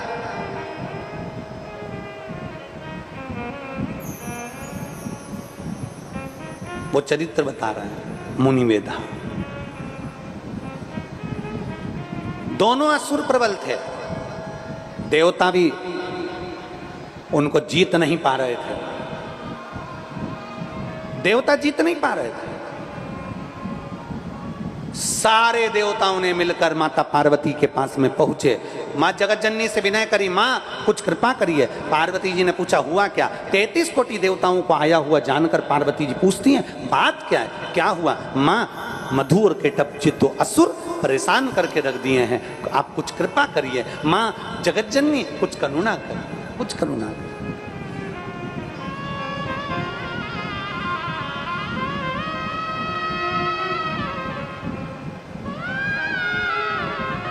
विनय करा, निवेदन करा कि अम्बे तू है जगदम्बे काली, जय दुर्गे खप्पर वाली, तेरे ही गुण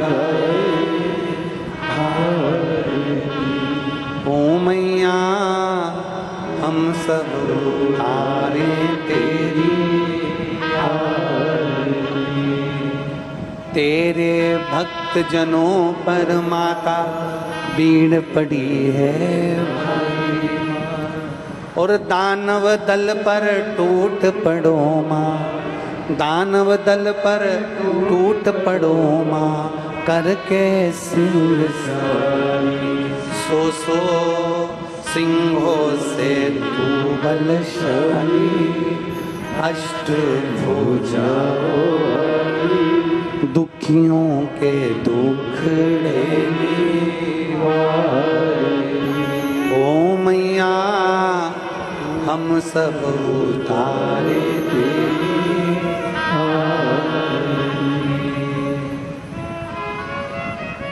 स्नेह कर पुकार, विनती करी, निवेदन किया, माँ कुछ कृपा करिए, कुछ करुणा करिए, कुछ दया करिए।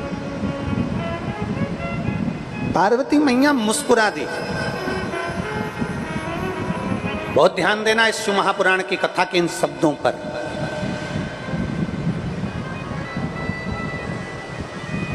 वैश्य दुखी, राजा सूरत दुखी, मुनि मेधा मुस्कुरा रहे थे।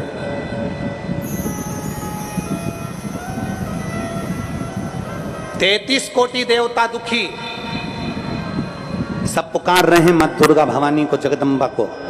पार्वती जी मुस्कुरा रही। कभी राम जी के मंदिर गए हो? अरे बोलो तो जम के। देवी जी के मंदिर गए हो? नवरात्रि में देवी जी की पूजन करते हो? कभी नारायण के मंदिर, राम मंदिर, कृष्ण मंदिर, देवी के मंदिर, लक्ष्मी के मंदिर, माता सत्यनारायण भगवान के मंदिर, कभी कृष्ण कन्हैया राधा रानी के मंदिर, कभी राम सीता जी के मंदिर, कभी दुर्गा भवानी के मंदिर, कभी जाकर दर्शन करना। किसी भी देवता की मूर्ति तुमको रोती हुई नहीं मिलेगी। किसी भी देवता की मूर्ति रोती हुई नहीं मिलेगी। तुम्हारे घर में अगर लड्डू गोपाल भी है ना, तुम्हारे घर में अगर ठाकुर जी भी विराजमान हैं, तुम्हारे घर में देवी जी का फोटो भी है, मूर्ति भी है, चित्र भी है, तो दर्शन करना। उनका चित्र, उनका फोटो, उनकी मूर्ति हमेशा मुस्कुराती हुई मिलती है। क्यों? क्योंकि हमारे देवता हमें बल प्रदान करते हैं कि दुख की कितनी भी घड़ी हो, चेहरे की हंसी समाप्त नहीं होना चाहिए, मुस्कुराते रहो। दुख कितना भी आए, तकलीफ कितनी भी आए, कष्ट कितना भी आए, तुम्हारे चेहरे की मुस्कुराहट कम नहीं होना चाहिए, तुम्हारे चेहरे की हंसी समाप्त नहीं होना चाहिए। यह हमारे देवता, ये हमारे कुल देवता, हमारे देवी देवता हमको कहते हैं, उनके फोटो का दर्शन करो, उनके चित्र का दर्शन करो, उनके चेहरे का दर्शन करो, तो ये हमें सीखने को मिलता है कि हमें प्रसन्नता में रहना चाहिए।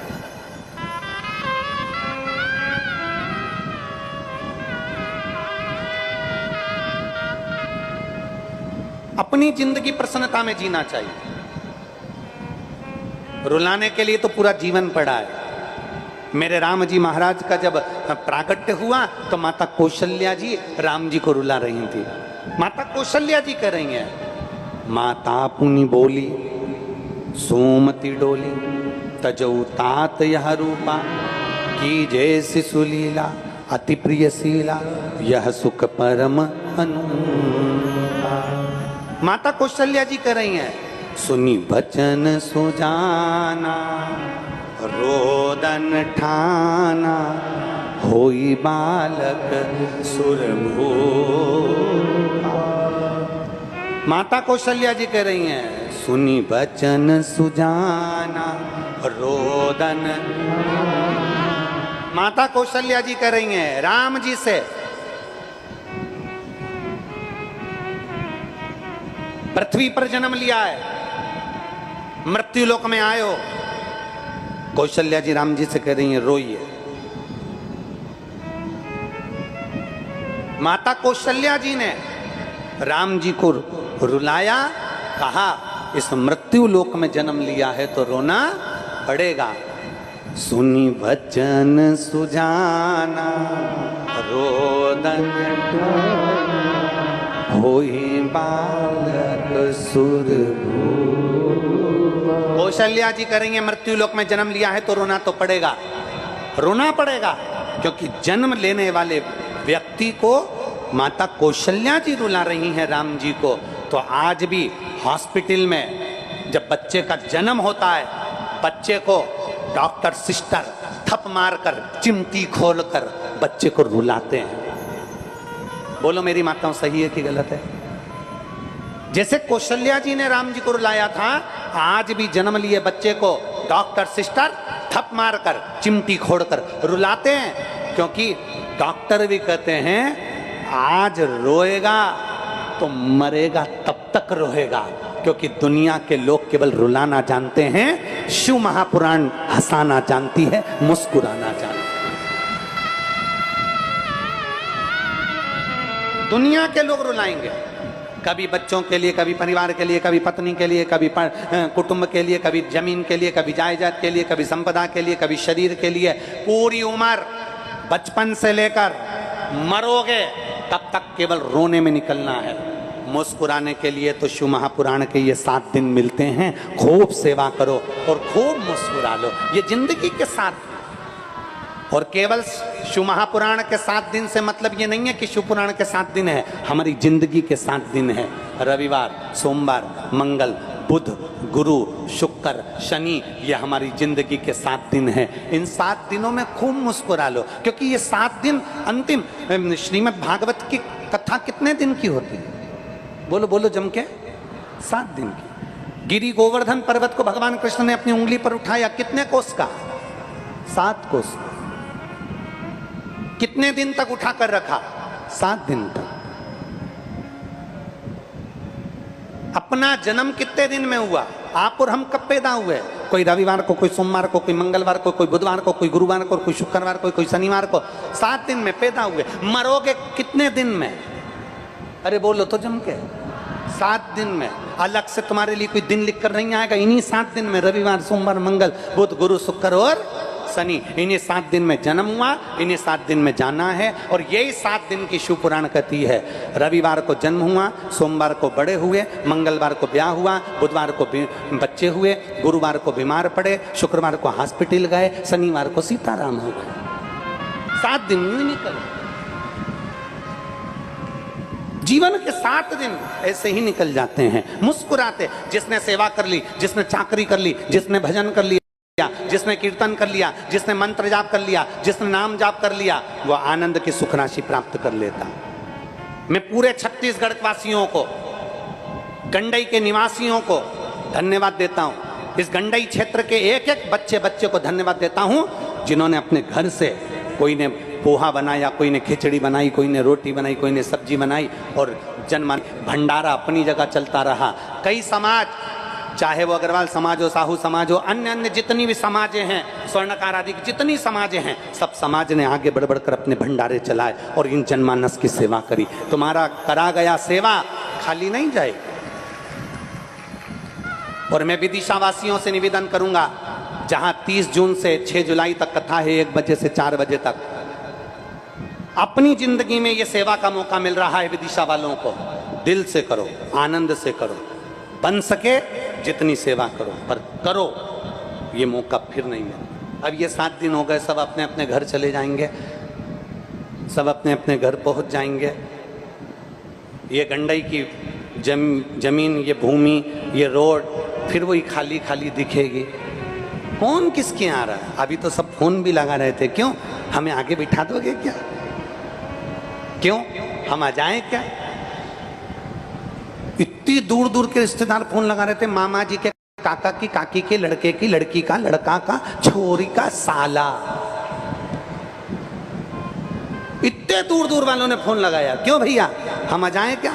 हमें जगह मिल जाएगी क्या? हम आ जाएं, हमें रहने की व्यवस्था हो जाएगी क्या? हम आ जाएं, प्रसादी की व्यवस्था हो जाएगी क्या? शिव महापुराण की कथा कहती है, जैसे कथा सुनने के लिए रिश्तेदार फोन लगाते हैं कि हमारी यहाँ व्यवस्था हो जाएगी, उसी तरह शिव महापुराण की कथा कहती है, अगर आप शंकर की कथा में पहुंचे हो तो चिंता मत करना, मेरे भोलेनाथ तुम्हारी सारी व्यवस्था कर ही देते हैं। ये शिव तत्व है, योग घड़ी है।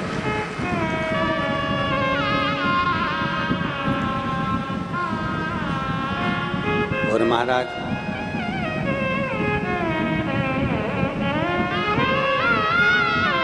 हरि ओम में ओम समाया, मेरा भोला नगर में आया। हरि ओम में ओम समाया, मेरा भोला नगर में आया। हरि ओम में ओम समाया है, मेरा भोला नगर में आया है। हरि ओम में ओम समाया है,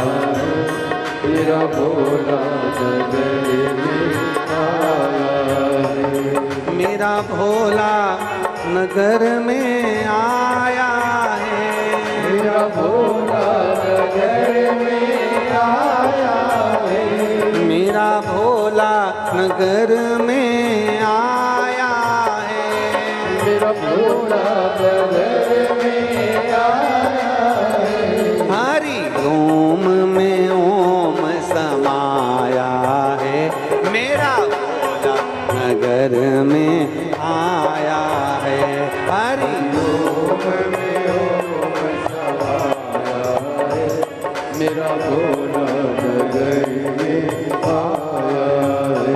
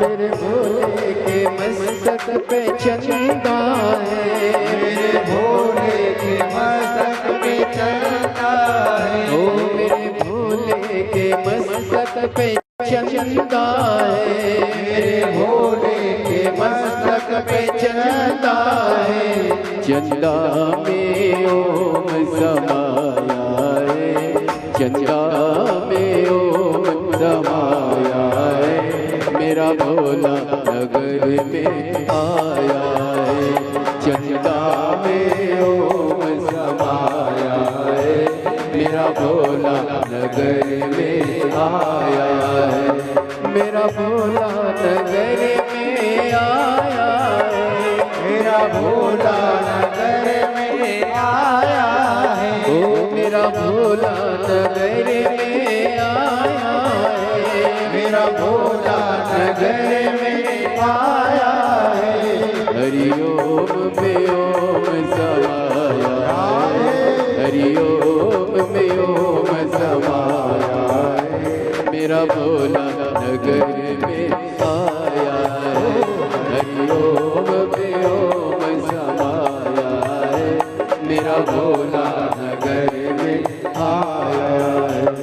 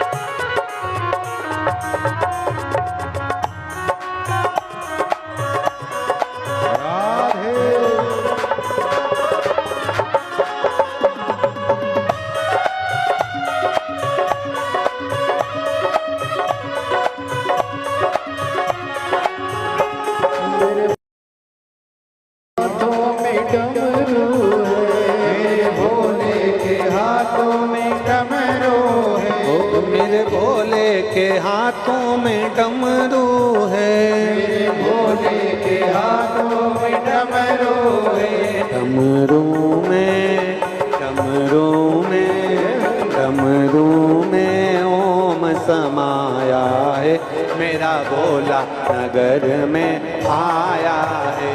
डमरू में ओम समाया है, मेरा भोला नगर में आया है। हरिओम में ओम समाया है, मेरा भोला नगर में आया है। हरि में ओम समाया है, मेरा भोला नगर में आया है। मेरा भोला गंडई में आया है, मेरा भोला नगर में आया है। मेरा भोला गंडई में आया है।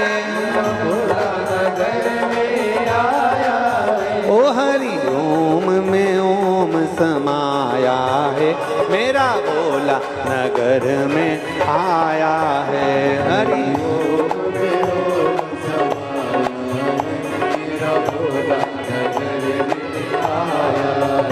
मेरा भोला नगर में आया है, मेरा भोला नगर में आया। हार हार अपने स्थान पर बैठकर भगवान शिव जी से अपने मन की बात बड़े भाव के साथ। आज कथा का विराम दिवस है, कुछ ही देर बाद कथा विराम की ओर जा रही है। दिल से बाबा से प्रार्थना कर लो, क्योंकि बहुत दूर दूर से आप लोग आए हो। कहते हैं विराम का दिन, जिस दिन कथा विराम होती है, समापन होती है, जिस दिन कथा विराम की ओर जाती है, मेहमान घर से जाते हैं तो बच्चों के हाथ में कुछ देकर जाते हैं। उसी तरह जिस दिन कथा विराम होती है, उस दिन मेरा महाकाल बाबा भी कुछ न कुछ देकर जाता ही है। दिल से प्रार्थना। श्री शिवा नमस्तु, श्री शिवा नमस्तु, श्री शिवा नमस्तु,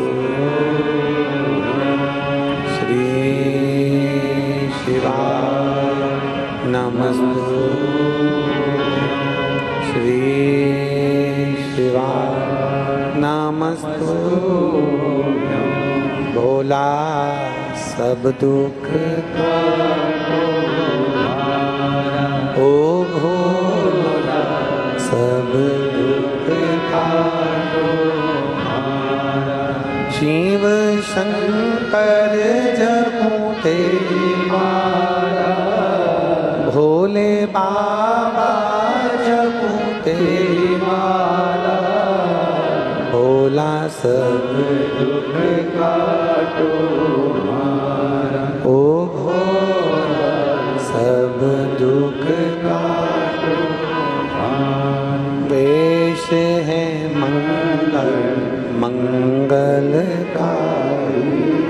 वेश है मंगल मंगलकारी, शमशान वासी हमारा, शमशान वासी हमारा, ओ भोला सब दुख काटो हमारा, ओ भोला सब दुख काटो हमारा। राजा सूरत को और वैश्य को मुनि मेधा ने कहा,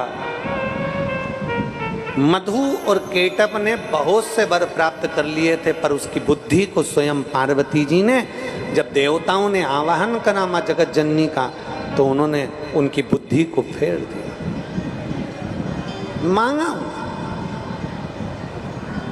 भगवान नारायण के साथ में मधु केटप का युद्ध हुआ। आज मधु केटप की बुद्धि को ऐसा फेरा कि मधु केटप से ही स्वयं नारायण से मधु केटप ने कह दिया, मांग लो तुम्हें क्या चाहिए। भगवान नारायण बड़े प्रसन्न हो गए, बड़े प्रसन्न। गजब, हमेशा नारायण से लोग मांगते थे, आज नारायण को मांगने का मौका मिल गया। और नारायण ने कह दिया, अगर देना चाहते हो तो देव।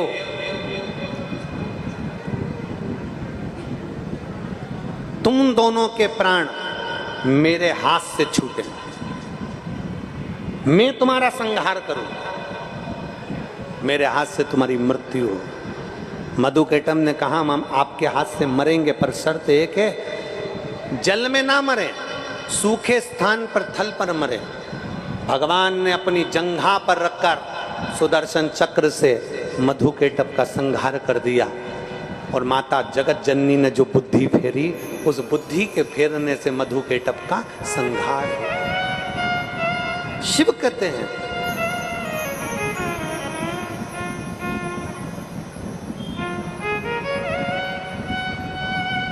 भगवान शंकर काशी में मां जगत जननी पार्वती से कहते हैं, सुनो जगत जननी, ए जगदम्बा पार्वती सुनो, तुम्हारा और मेरा नाम जब संसार का कोई मनुष्य लेता है, संसार सागर से मुक्त होकर कैलाश धाम में जाकर विराजमान होता है।